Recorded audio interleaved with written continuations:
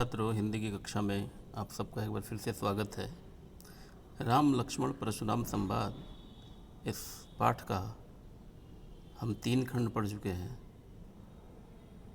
आइए चौथा खंड और 5वां खंड आज पढ़ेंगे।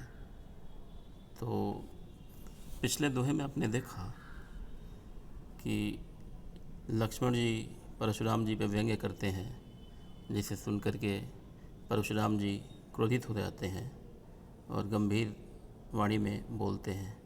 तो क्या कहते हैं, इसी बात को आइए हम सब जानते हैं। क्या कहते हैं परशुराम जी?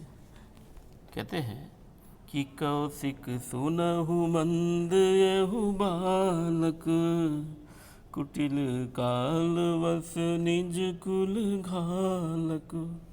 कौशिक यानी विश्वामित्र के लिए संबोधन है कि हे विश्वामित्र सुनो, मंद यहु बालक, यह जो तुम्हारा शिष्य है यह मंद बुद्धि वाला है, मूर्ख है। और क्या है? कुटिल कालवश निज कुल घालक, यह कुटिल है, काल के वशीभूत है, इसके सर पे काल नाच रहा है। और निज कुल घालक, अपने खानदान के लिए भी क्या है? खतरनाक है, खानदान का नाश करने वाला है। और क्या है कि भानुवंश राकेश कलंकु, श्री रामचंद्र जी और लक्ष्मण जी सूर्यवंशी थे। तो भानु का मतलब होता है सूर्य और वंश का मतलब कुल। तो कहते हैं विश्वामित्र जी कि परशुराम जी कहते हैं कि यह भानुवंश पर राकेश कलंकु, चंद्रमा के दाग की तरह है। जिस प्रकार चंद्रमा का दाग उसकी सुंदरता में बाधा पहुंचाता है, उसी प्रकार यह सूर्यवंश पर चंद्रमा के दाग की तरह है। उसी प्रकार यह सूर्यवंश के लिए है। निपट निरंकुश अबुध शंकु, यह अत्यंत ही निरंकुश है, इसके ऊपर किसी का अंकुश नहीं है। और क्या? अबुध, बुद्धिहीन है, और अशंकु, शंका रहित है, इसे नहीं पता किससे क्या बात करनी चाहिए। तो काल कवलु होई छन माही, कहो पुकारी खोरी मोहि नाही। तो यह क्षण भर में काल का कौर बन जाएगा, काल का ग्रास बन जाएगा। मैं कहूँ पुकारी, जोर से पुकार करके कह देना चाहता हूँ कि खोरी मोहि नाही, बाद में मुझे दोष मत देना, खोरी यानी दोष। तो तुम हट कहूँ जो चाहूँ उबारा, अगर आप सब इसे बचाना चाहते हैं, चाहूँ उबारा, तो इसे रोक लीजिए, हट कहूँ यानी रोक लीजिए। और कैसे रोकिए वो भी बताया कि कही प्रताप बल रोष हमारा, मेरे यश, प्रताप, बल और क्रोध को बताइए इसे कि मैं कितना क्रोधी हूँ, कितना बलवान हूँ, कितना प्रताप है मेरा दुनिया में, कितना यश सम्मान है, ये सब बता के इसे रोकिए। तो अब तक कोई कुछ कह पाता, इससे पहले लक्ष्मण जी ही बोल पड़े कि लखन कहु मुनि सुजसु तुम्हारा, तुम्हें अछत को बर न पारा।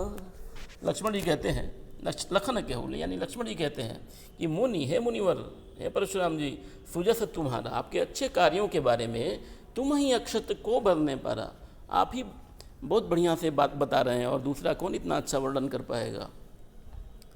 तो अपने मुँह तुम आपन करनी, बार अनेक भांति बहुबंदी, आपने अपने मुँह से अपने किए गए कार्यों का अनेकों प्रकार से अनेकों बार वर्णन किया है कि नहीं संतोष पुनि कुछ कहूँ, जनि ऋषि रोकी दुसह दुख सहूँ। और इस पर भी अगर आपको संतोष नहीं हुआ इतना कुछ बोलने के बाद भी, तो फिर से कुछ कहिए ना, पुनि कुछ कहूँ, फिर से कुछ कहिए ना। जनि ऋषि रोकी दुसह दुख सहूँ, अपने ऋषि यानी क्रोध को रोक करके न सहा जाने वाला दुख आप क्यों सहते हैं, यानी मत रोकिए अपने क्रोध को, और क्रोध रोकने का असह्य दुख आप मत सहन कीजिए। और आगे लक्ष्मण जी क्या कहते हैं कि वीर व्रती तुम धीर अछोभा, गारी देत न पावहु शोभा। लक्ष्मण जी अब यहाँ थोड़ा सा व्यंग्य करते हैं परशुराम जी पे। क्या कहते हैं कि आप वीरता के व्रत का पालन करने वाले हैं, वीर व्रती, और तुम धीर अछोभा, आप धैर्यवान हैं, और अछोभा, शांत चित्त वाले हैं। इन तीनों में से वीर व्रती तो हो सकते हैं, लेकिन धैर्य और शांति परशुराम जी में कतई नहीं है, इसलिए यहाँ लक्ष्मण जी उनके ऊपर व्यंग्य कर रहे हैं। और फिर क्या कह रहे हैं कि गारी देत न पावहु शोभा, आप यूँ गालियाँ देते हुए सुशोभित नहीं हो रहे हैं। आप वीरता के व्रत का पालन करने वाले हैं, धैर्यवान हैं और शांत चित्त हैं, इसलिए शांत प्रकृति वाले हैं, इसलिए आप गालियाँ देते हुए सुशोभित नहीं हो रहे हैं। तो छात्रों, ये रहा चौपाई का अर्थ। और आइए अब दोहा पढ़ते हैं, इसके बाद हम खंड 5 पढ़ेंगे। कि सूर समर करनी करहीं, कहीं न जना वहीं आप, विद्यमान रन पाई रिपु, कायर कथहि प्रताप। लक्ष्मण जी कहते हैं मुनिवर कि सूर समर करनी करहीं, सूर यानी जो वीर लोग होते हैं, समर यानी युद्ध में अपनी वीरता दिखाते हैं, समर करनी करहीं, समर में अपनी करनी करते हैं, अपनी वीरता युद्ध में दिखाते हैं। कहीं न जना वहीं आप, अपने मुंह से बोल करके अपनी वीरता नहीं दिखाते हैं, जैसा कि आप कर रहे हैं। कि विद्यमान रन पाई रिपु, कायर कथहि प्रताप। विद्यमान रन पाई रिपु, शत्रु को युद्ध भूमि में अपने सामने पा करके कायर कथहि प्रताप, जो लोग कायर होते हैं वहीं अपना बखान करते हैं, अपनी वीरता का बखान शत्रु को युद्ध भूमि में सामने पा करके मुंह से कौन करता है? कायर व्यक्ति करता है, जैसा कि आप कर रहे हैं। तो ये रहा चौथा खंड कंप्लीट हो गया। आइए 5वां खंड पढ़ते हैं।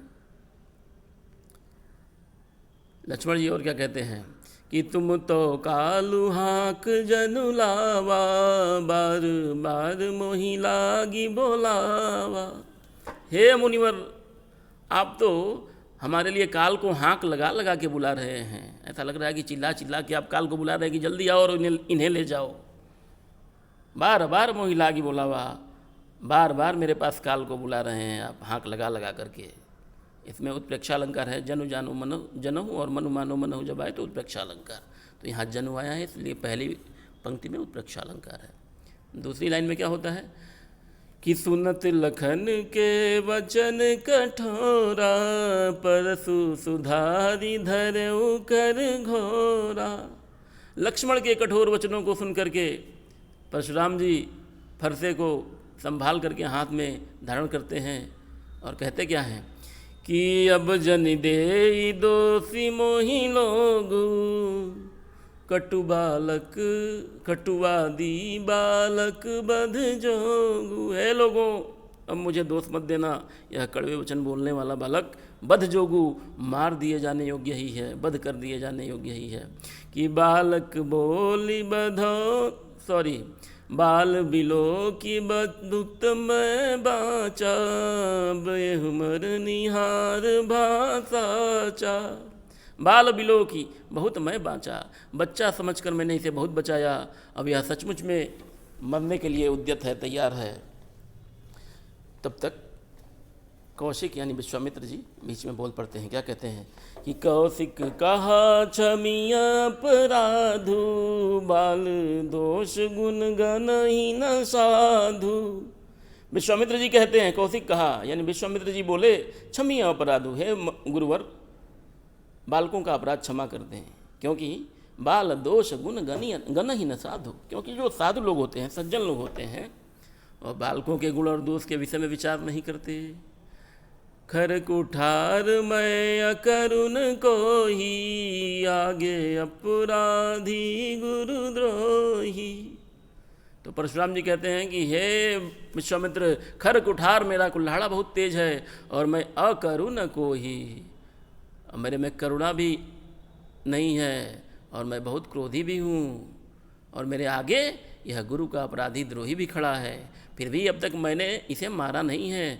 तो उत्तर देत छोड़ो बिनु मारे, मेरे बातों का जब से उत्तर दिए जा रहा है, फिर भी मैंने इसे बिना मारे अब तक छोड़ा हुआ है। तो इसके पीछे कारण क्या है? केवल कौशिकशील तुम्हारे, हे विश्वामित्र, केवल तुम्हारी विनम्रता की वजह से इसे मैंने अब तक मारा नहीं है, नहीं तो करता क्या। न तो ही काटी कुठार कठोरे, गुरही उरिन होते श्रम थोरे। नहीं तो अब तक मैंने इसे अपने कुल्हाड़े से काट डाला होता, और गुरु के ऋण से थोड़े ही प्रयत्न के द्वारा मुक्त हो चुका होता। तो छात्रों, ये रहा चौपाई का अर्थ। और आइए अब दोहे को पढ़ते हैं और उसका अर्थ समझते हैं।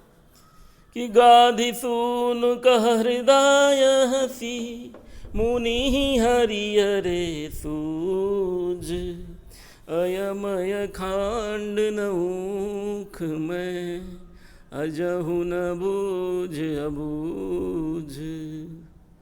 गाधि सून कह हृदय हंसी। गाधि ये ऋषि के पुत्र, गाधि ऋषि के पुत्र कौन? विश्वामित्र। गाधिसु न कह हृदय हंसी। यहाँ गाधिसु यहाँ विश्वामित्र के लिए आया है, यानी विश्वामित्र जी मन ही मन हंसते हुए कहते हैं, ये मन ही मन वो हंस रहे हैं और मन ही मन विचार कर रहे हैं क्या, कि मुनि ही हरियरे सूझ, मुनिवर को सब कुछ हरा हर भरा ही दिख रहा है, सब कुछ आसान ही लग रहा है। ये नहीं जानते कि अयमय खांड नौखमय, यह अयमय खांड है, ऊखमय खांड नहीं है। ऊखमय खांड यानी गन्ने का रस, और अयमय खांड यानी फौलाद। तो इन्हें नहीं पता कि यह फौलाद हैं, गन्ने का रस नहीं है जो मुंह में जाते ही गल जाए। अजहु न बूझ अबूझ। खेद है मुनिवर अब भी इनकी वास्तविकता को समझ नहीं पाए। तो छात्रों, ये रहा चौथे और पांचवें खंड का अर्थ। अब हम छठे खंड का अर्थ अगले वीडियो में लेके आएंगे।